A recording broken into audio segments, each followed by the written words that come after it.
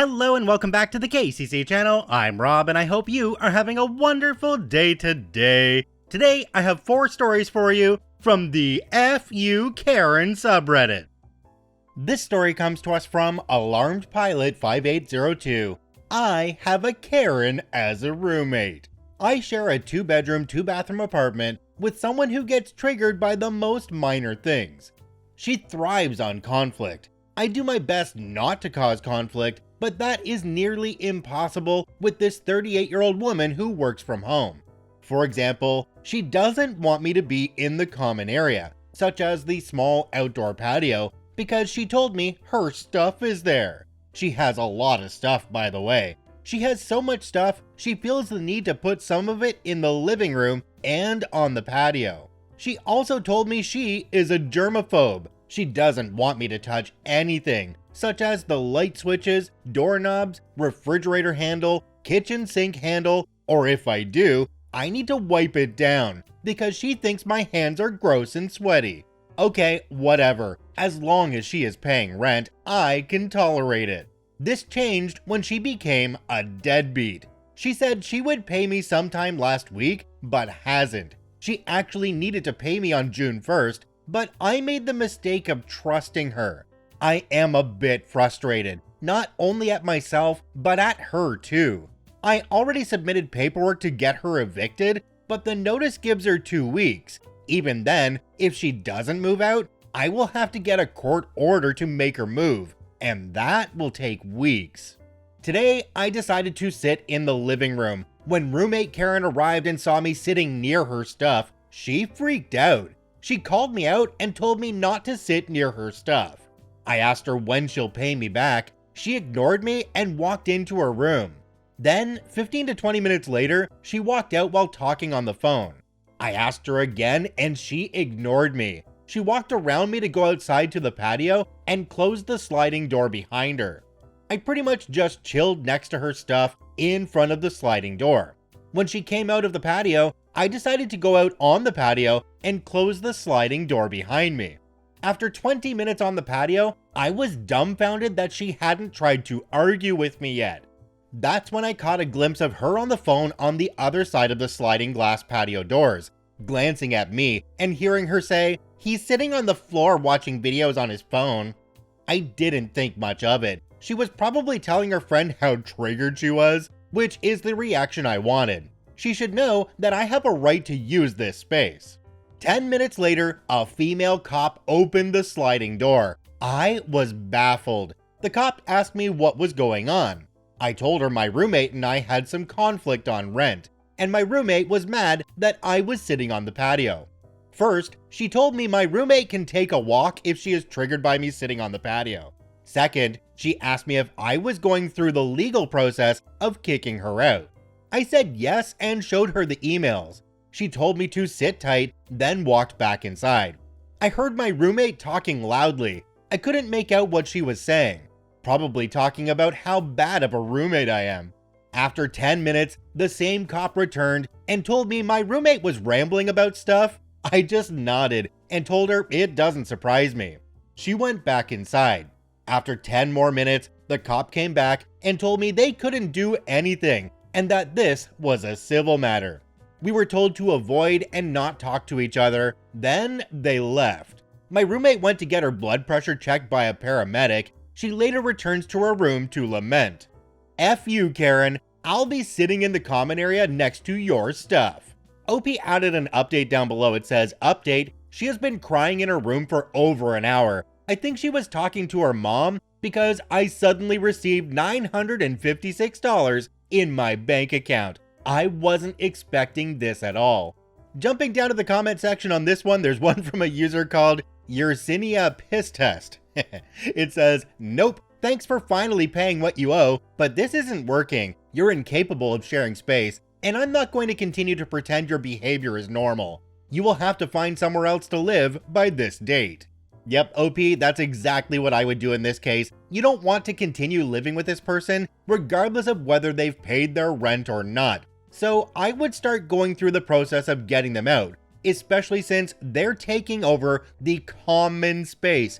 common space that's supposed to be used by anybody who's renting in that building, not just that person. They don't get to tell you whether you can use it or not. So yes, if you have the ability, keep on working to get them evicted, because it's definitely not going to work out and it's really not worth the stress.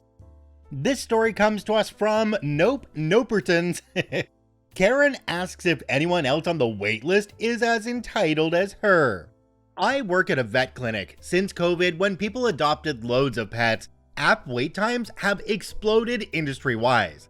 My clinic also has the distinction of being one of the only practices that sees exotic pets. Anything not cat or dog, like birds, reptiles, and rodents, within a 60-mile radius. So our appointment wait time reflects that level of demand. Some of our clients who have been with us since before the new millennium haven't been able to get used to the new wait times, and things were just starting to get a bit better in the last few months. But then, as summer got closer, everyone wanted to get dog and cat vaccines updated so they can board and travel with pets for vacation. This interaction happened last week. "Thank you for calling clinic. How may I help you?" "I need to get my dog in for vaccines. I'm leaving the state next week and need the certificate to cross state lines." Look up her account. Our vaccine appointments are actually out about 3 weeks right now, but lucky for you, your dog also needs an annual exam with the doctor. Exam appointments are only out a little over a week, and we can do vaccines at the same time. What day are you leaving? "Wednesday morning." "Oh, I don't have anything till Friday. It takes all of 3 seconds to inject my dog with the vaccine. Can't you just do it?" "Ma'am, your dog also needs an annual checkup with the vet, which is a full physical that we legally have to do in order to administer vaccines. Also, we have a wait list right now for cancellations, so there's about 20 people all waiting for appointments for simple injections." "Are all those people going out of state on Wednesday?" "Ma'am, we all have our own personal emergencies and needs and life stories. I can tell you most of the patients on our wait list are suffering horrible seasonal allergies and need a shot to stop scratching themselves bleeding. We just have limited time and staff to get everyone in." "Does coworker still work there?" "She does. She just got off shift right now. Coworker would not have pulled Karen any strings, which I knew, but she confirmed for me when I told her about it the next day."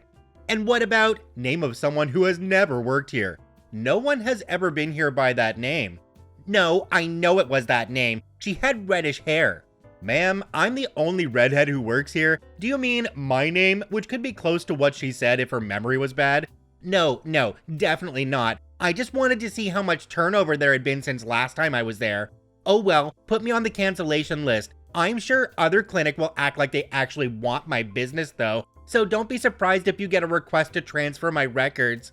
Me, knowing we never call waitlist people unless they're on the schedule for a future appointment, but Karen's already hanging up. Okay, bye.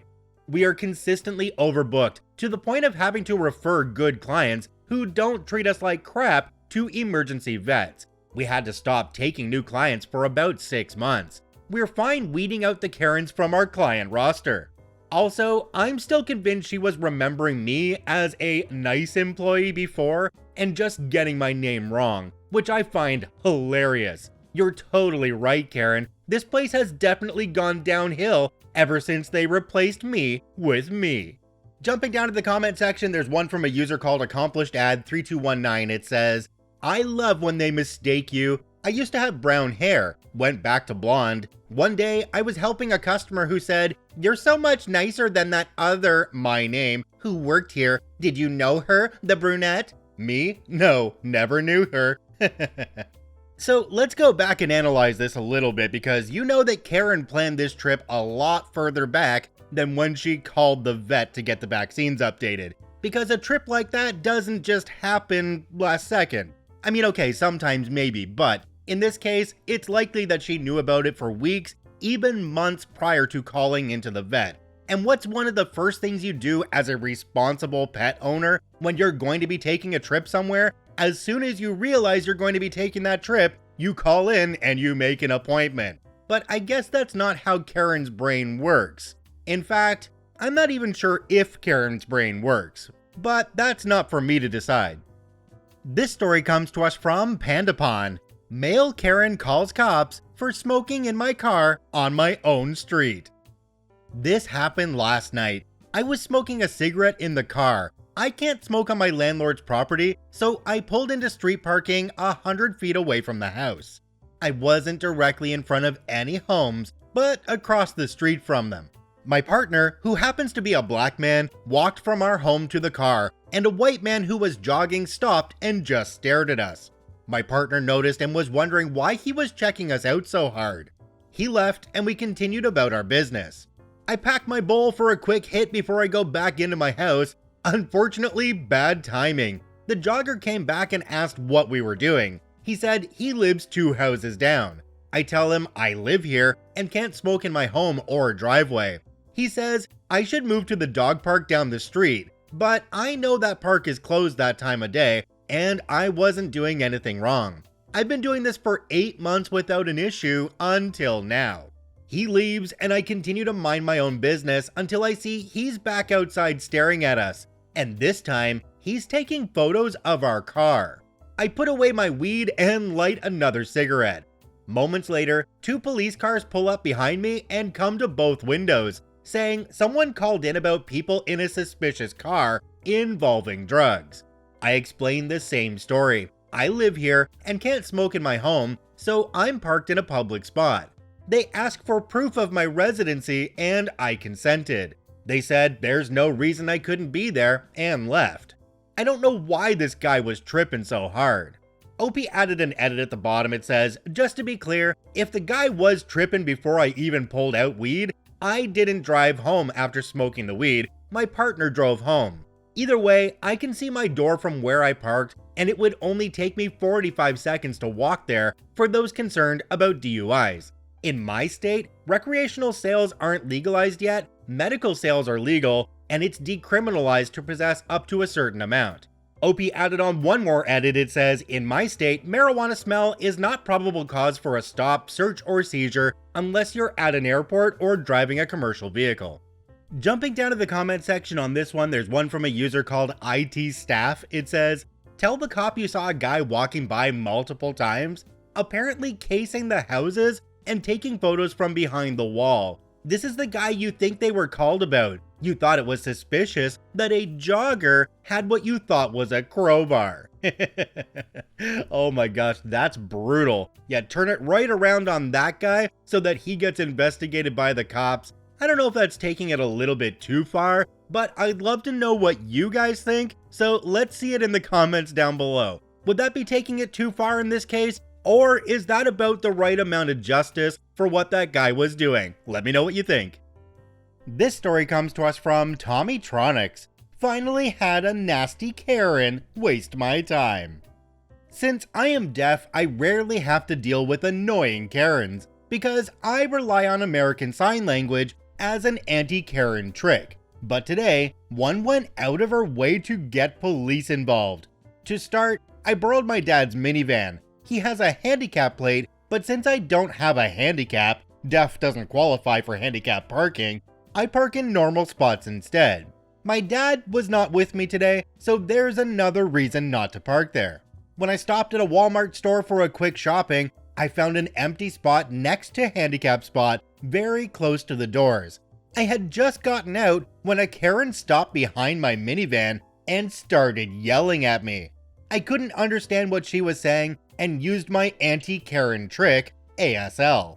I signed, I can't understand you, but she kept yelling at me and pointing at the van.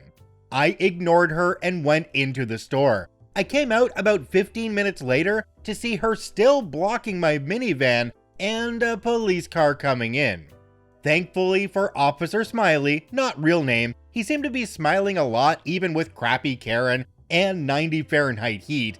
He can use his lips well, so I was able to understand him without needing ASL or a deaf interpreter. It's when I found out she called because I illegally parked in a non-handicapped spot. I'm like, the F?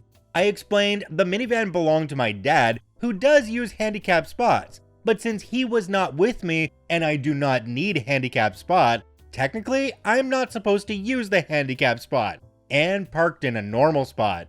Karen's reasoning was, I had to use handicap spot because of handicap plate, and it was illegal for car with handicap plate to park in non-handicap spot.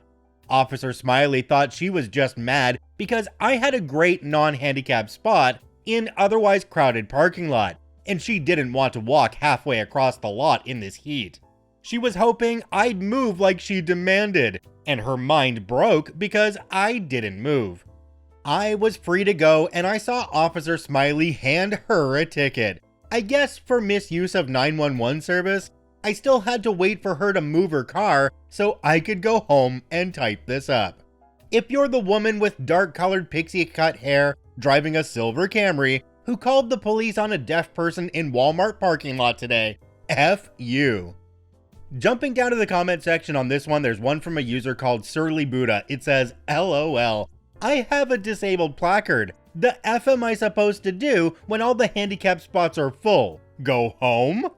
Listen, I know we don't understand the logic of the Karen. There's obviously something different with the way their brains work because it's just not normal. Unfortunately, I think a lot of these Karen stories aren't really people who have entitlement, but people who have severe mental disabilities of sorts.